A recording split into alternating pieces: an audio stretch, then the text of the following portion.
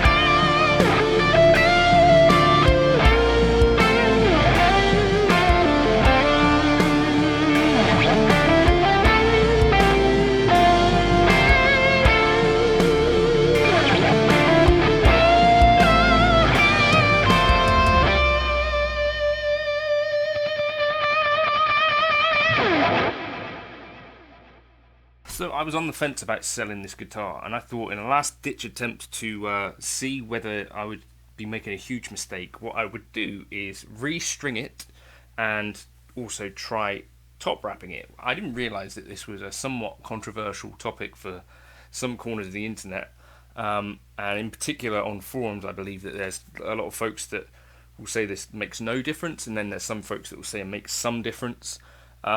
For me personally, I felt like the difference was not substantial, but I think now that I've done it, I would do it again. And if there's anything that you could do to a Les Paul, this is at least reversible. Doesn't affect the value of the instrument. Is not, going to need a soldering iron or anything like that. It's a really simple process to top wrap a bridge like this. I looked up kind of what some other folks think on this, and Joe Bonamassa says that Billy Gibbons and Jimmy Page essentially came up with this idea, and those guys sort of know a thing or two, right? So with a top wrap. So these are Ernie Ball 11 to 52s. So it's a pretty heavy string. I believe it's one of the, I think the same gauge as Paul Kossoff used, and it's a big string. In order to make the guitar feel a little bit slinkier and not so difficult to play, we borrow the technique invented by Jimmy Page and Billy Gibbons, which you top wrap over the stud, which lessens the angle over the bridge, so it gets a much nicer, slinkier feel, but it also retains the big heaviness of the strings, so when you hit hard, you're not playing out of tune. Yeah, and Joe Bonamassa, of course, and to kind of solidify the point a bit more, Joe Bonamassa, I found a video where he's not got it top wrapped, and he explains that the reason being for that guitar, he had just strung it for a session recording where he had it tuned to E flat, and he uses 11s, I think, and because you lose some tension by having it tuned down a semitone, he wraps it normally to bring back that tension so that you essentially have it feeling like you normally would. So I guess what you could think about it as is potentially like the difference between sort of 10s and 11s or something like that. So sort of this could be a stopgap because we're essentially decreasing this break angle, reducing the string tension to some amount or not, depending on whether you feel like that way or not. But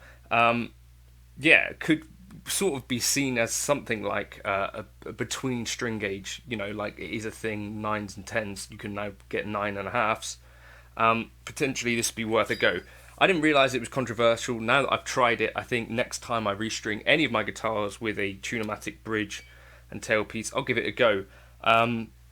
The one downside, as far as I can tell, is that you get a bit of a sharp feeling, you know, if you rest your hand here, which why would you? Plus I was getting my hand touching the end of the winding. If I wanted to get the winding in further, well, you've got this end of the winding here, the thicker part of the string, and that can be scraping on your palm. But when I put it through now, and there's another ball end I slide on there, and that pulls the string back just a little, and you see now it's hard to see this, but there's less winding sticking out, so it won't be up where my palm might hit. And another downside is that, for instance, that E is a bit more prone to slipping out. But I think worth giving it a go. Let me know in the comments, are you a top wrap guy or not? I think I had an idea for this video. I was going to call it, once you top wrap, you never go back. That was an accident. Once you top wrap, you never go back, because I feel like it's definitely worth trying. Are there any other downsides that I should know about? Let me know in the comments. But yeah, I feel like it's worked nicely. This guitar, as I've said, is now playing very nicely. I think the main difference, and this is a thing that Joe Bonamassa said in the video that I found, if you're finding that a guitar is not intonating as well as it used to, a change of strings can be the simplest way to actually get that guitar to back where it was. Over time, strings kind of get gunk in them and all that stuff, and as they age, they sort of start to intonate worse. And I was finding that with this guitar, what I should have done is just change the strings a bit more frequently. So as your intonation starts to go, maybe that's a sign that instead of making other adjustments, just change your strings and you're basically good and back to pretty much where you were before, is what I found. So do you top wrap, do you not? Pros, cons, let me know in the comments. Cheers.